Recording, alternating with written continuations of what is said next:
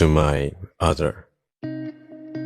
I hope this reaches you. Well, I'm quite certain it won't.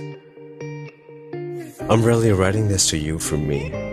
I'm sorry it's been so long. It's typically much easier to pretend that I don't want to pretend you're still here. As time has passed, I've gotten better at it. At convincing myself that I'm okay, at missing you without the feeling. They say grieving gets easier. It doesn't really.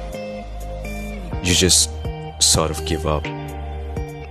You stop trying to make sense of everything. You stop hoping that things will ever quite feel right again. And you start feeling less in general. I've become a lot tougher now, glossed over with a sort of opacity crust. Admittedly, I don't know if you would even really like this version of me. I often don't recognize myself too, but without you, I can never be the person I was again. More than a piece of me died with you. It was a whole version. I often find it hard to understand the feeling of missing you when I don't really know where you went. Where did you go? Everything where? All the character traits, the feelings and beliefs, the thoughts, the ideas, the potential, the collection of cells and atoms that build into the expression of a warm, youthful, enthusiastic self.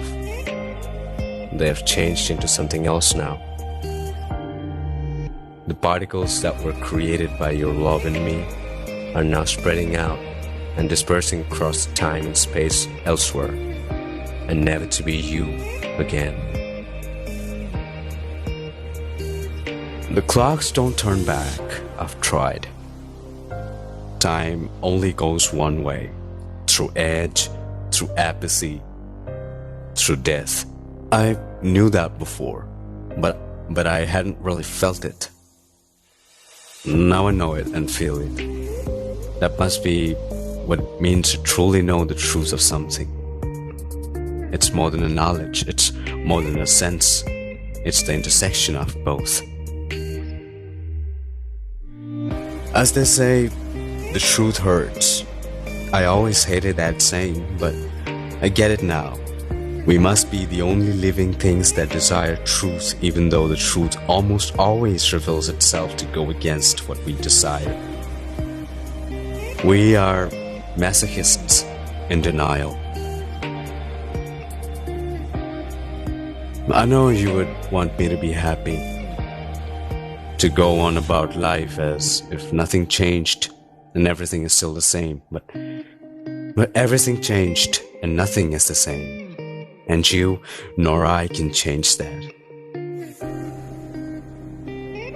You couldn't have and can't know what it is like to live in a world without you.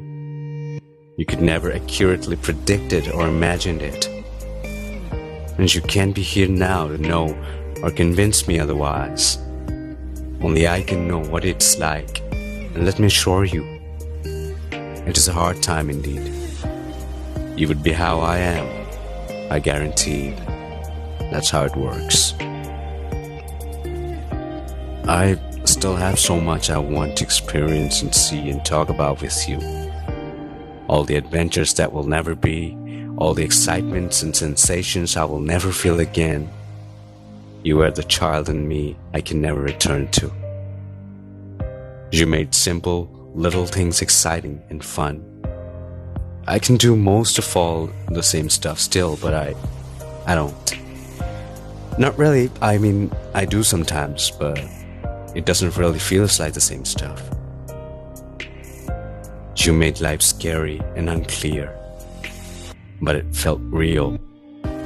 Now, life is quieter, simpler, and more stable, and it feels like very little. The debt I currently pay in grief and apathy is perhaps the price of potency of the life I live with you. You aren't truly gone yet. Sometimes I feel you, as you poke out of the mundanity when I see the sky's blueness extra vividly. When I feel momentarily inspired to try something or go somewhere different.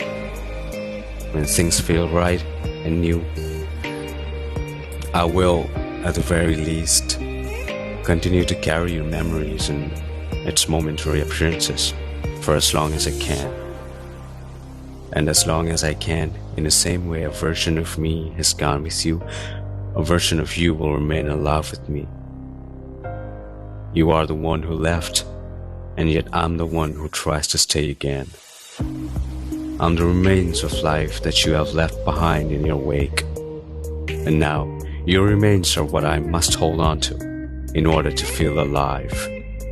As often as I can, even if for a fleeting moment, that is what I'll do. And that will have to be enough.